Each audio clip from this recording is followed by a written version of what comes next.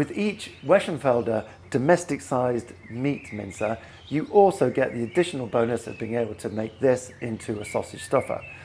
What you have to do is remove the plate and the knife, which initially cut your mix. You pop in the 16mm, which allows the meat to pass through the process without being cut again, but obviously mixed. And you get the nozzle with the skin. Just pop that on the end and tighten that up.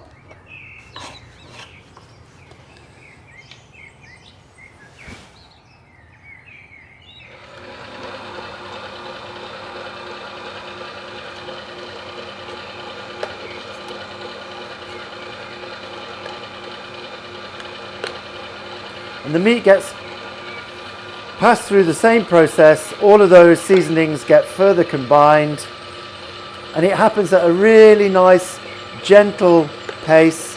And all I'm doing is feeding the meat and then just with my other hand applying a little bit of pressure and friction onto the skin.